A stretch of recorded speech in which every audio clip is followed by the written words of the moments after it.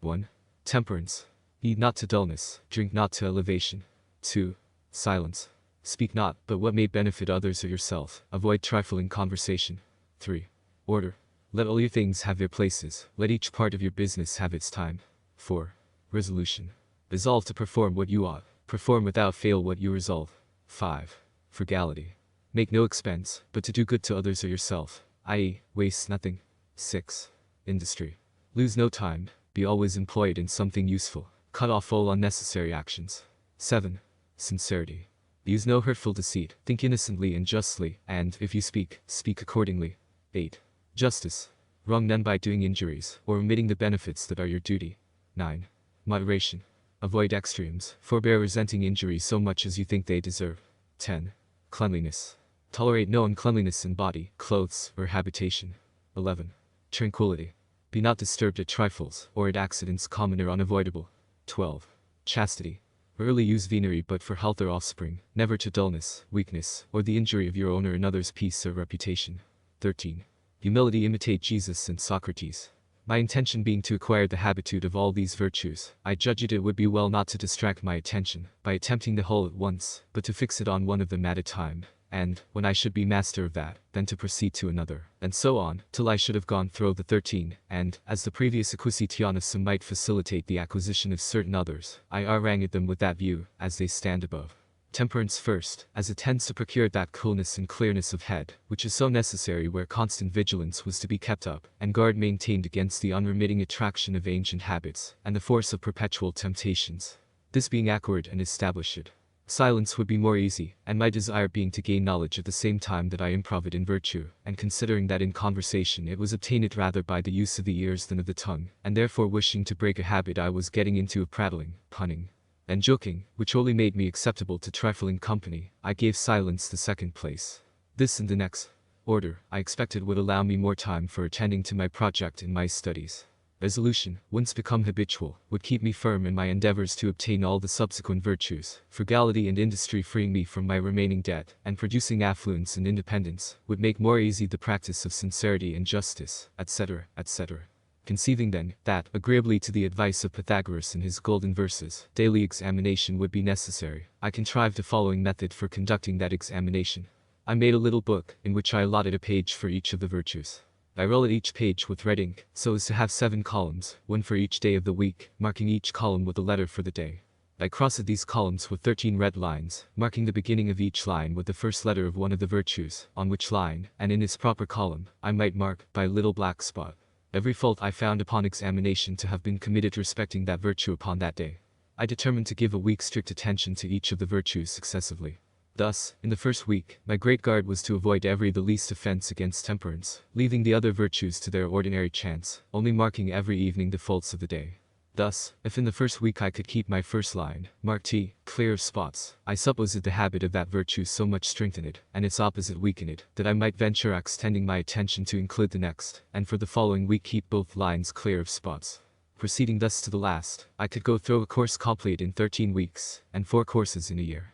And like him who, having a garden to weed, does not attempt to eradicate all the bad herbs at once, which would exceed his reach and his strength, but works on one of the beds at a time, and, having accomplished the first, proceeds to a second, so I should have, one hoped, the encouraging pleasure of seeing on my pages the progress I made in virtue, by clearing successively my lines of their spots, till in the end, by a number of courses, I should be happy in viewing a clean book, after a 13 weeks daily examination. This my little book had for its motto these lines from Addison's Cato: "Here will I hold. If there's a power above us, and that there is, all nature cries aloud through all her works, he must delight in virtue, and that which he delights in must be happy." Another from Cicero: "O vidi philosophia dux. O virtutum indagatrix expultrix videorum. Honusta eyes, be net expertus tuis actus, canti immortalitatis anteponendis." Another from the Proverbs of Solomon, speaking of wisdom or virtue: "Length of days is in her right hand, and in her left hand riches and honor. Her ways are ways of pleasantness, and all her paths are peace." E. 16, 17. And conceiving God to be the fountain of wisdom, I thought it right and necessary to solicit his assistance for obtaining it. To this end I formed the following little prayer, which was prefixed to my tables of examination, for daily use. O powerful goodness, bountiful Father, merciful guide, increase in me that wisdom which discovers my truest interest. Strengthen my resolutions to perform what that wisdom dictates. Accept my kind offices to thy other children as the only return in my power for thy continual favors to me. I use also sometimes a little prayer which I took from Thomson's poems, viz. Father of light and life, thou good supreme. O teach me what is good, teach me thyself. Save me from folly, vanity, and vice. From every low pursuit, and fill my soul with knowledge, conscious peace, and virtue pure, sacred, substantial, never fading bliss. The precept of order requiring that every part of my business should have its allotted time. One page in my little book contained the following scheme of employment for the 24 hours of a natural day. I entered upon the execution of this plan for self-examination, and continued it with occasional intermissions for some time. I was surprised to find myself so much fuller of faults than I had imagined, but I had the satisfaction of seeing them diminish.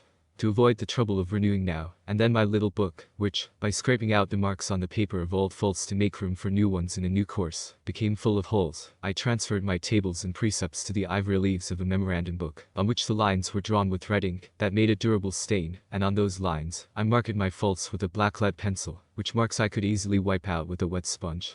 After a while I went through one course only in a year, and afterward only one in several years, till at length I omitted them entirely, being employed in voyages and business abroad, with a multiplicity of affairs that interfered, but I always carried my little book with me. My scheme of order gave me the most trouble, and I found that, though it might be practicable where a man's business was such as to leave him the disposition of his time, that of a journeyman printer, for instance, it was not possible to be exactly observed by a master, who must mix with the world, and often receive people of business at their own hours. Order, too, with regard to places for things, papers, etc., I found extremely difficult to acquire. I had not been early accustomed to it, and, having an exceeding good memory, I was not so sensible of the inconvenience attending want of method.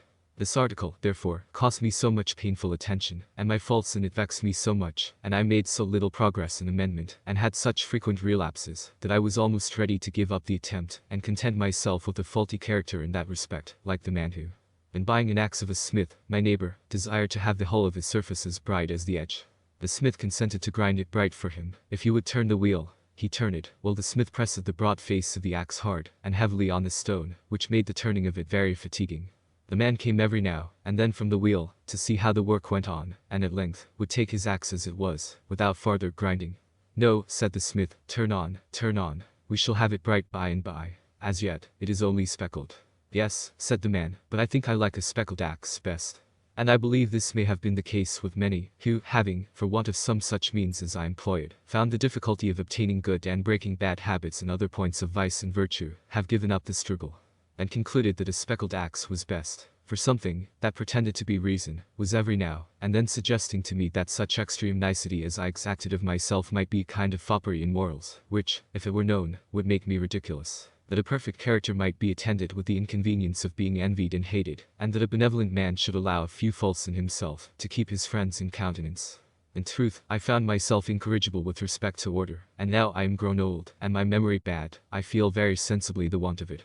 But, on the whole, though I never arrived at the perfection I had been so ambitious of obtaining, but fell far short of it, yet I was, by the endeavor, a better and a happier man than I otherwise should have been if I had not attempted it. As those who aim at perfect writing by imitating the engraved copies, though they never reach the wished for excellence of those copies, their hand is mended by the endeavor, and is tolerable while it continues fair and legible. It may be well my posterity should be informed that to this little artifice, with the blessing of God, their ancestor owed the constant felicity of his life, down to his 79th year, in which this is written. What reverses may attend the remainder is in the hand of Providence. But, if they arrive, the reflection on past happiness enjoyed ought to help his bearing them with more resignation. To temperance he ascribes his long-continued health, and what is still left to him of a good constitution, to industry and frugality, the early easiness of his circumstances and acquisition of his fortune, with all that knowledge that enabled him to be a useful citizen, and obtained for him some degree of reputation among the learned, to sincerity and justice, the confidence of his country, and the honorable employs it conferred upon him, and to the joint influence of the whole mass of the virtues, even in the imperfect state he was able to acquire them. All that evenness of temper, and that cheerfulness in conversation, which makes his company still sought for, and agreeable even to his younger acquaintance. I hope, therefore, that some of my descendants may follow the example and reap the benefit.